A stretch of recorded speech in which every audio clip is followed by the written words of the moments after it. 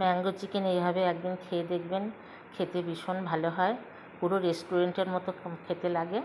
এখানে আমি 1 KG chicken নিয়েছি আর একটা বড় দেখে কাঁচা আম নিয়েছি। কাঁচা আমটাকে এবার আমি ভালো করে পুড়িয়ে নেব। কাঁচা আমটা পুড়িয়ে আম থেকে শাঁসটা বার করে নিয়েছি। ওর মধ্যেই আমি চিকেনটার জল চিপে আমের সঙ্গে ভালো করে মেখে নেব। এবার এর মধ্যে দেব একটু গোলমরিচ গুঁড়ি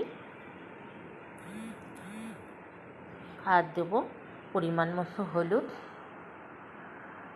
আর দেব লবণ, দিয়ে সব কিছু ভালো করে মেখে আধা ঘন্টার জন্য রেস্টে রেখে দেবো। আধা ঘন্টা রেস্টে রেখে দিয়েছি। এবারে কড়াইতে খানিকটা তেল দিয়ে আমি বেরেস্তাটা ভেজে নেব। এখানে বড় সাইজের 2টো পেঁয়াজ নিয়েছি, নিয়ে এই বেরেস্তাটা ভেজে নেব। পেঁয়াজের বেরেস্তাটা ভাজা হয়ে গেছে, তুলে নিচ্ছি। এই তেলে দেব একটা তেজপাতা, 2টো শুকনো লঙ্কা আর গোটা গরম মশলা ফোড়ন দিয়ে এবারে এর মধ্যে দেব কুচিয়ে রাখা পেঁয়াজটা। এখানে আমি 4টে বড় সাইজের পেঁয়াজ কুচিয়ে নিয়েছিলাম।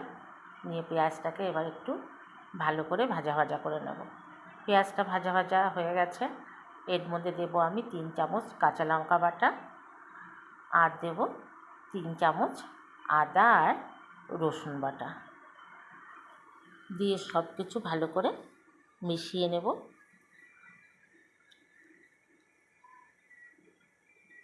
যতক্ষণ না আদা রসুনের কাঁচা গন্ধটা যায়। এবারে এর মধ্যে দেব আমি জিরে আর ধনের গুঁড়ি আর দেব লবণ স্বাদ মতো। এর আগেও আমি লবণ দিয়েছিলাম, তাই এখন একটু কম দিলাম। আর দিলাম লঙ্কার গুঁড়ি, দিয়ে সব কিছু ভালো করে মিশিয়ে নেব। মশলাটা কষানো হয়ে গেছে।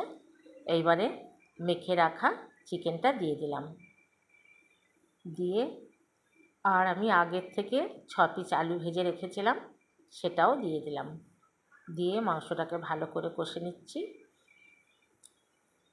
মাংসটা প্রায় কষা হয়ে এসছে। এইবারে এর মধ্যে দেব পরিমাণ মতো জল। আলুটা সিদ্ধ হওয়ার জন্যে, মাংসটা হাফ সিদ্ধ হয়ে গেছে, আলুটা সিদ্ধ হওয়ার জন্য পরিমাণ মতো জল দিয়ে দিলাম।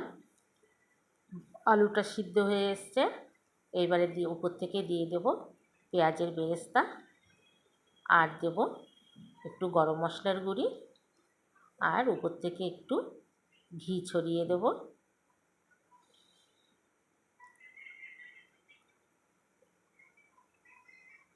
উপর থেকে একটু ঘি ছড়িয়ে দিলাম। এবারে রান্না হয়ে গেল আমার ম্যাঙ্গো চিকেন। এইভাবে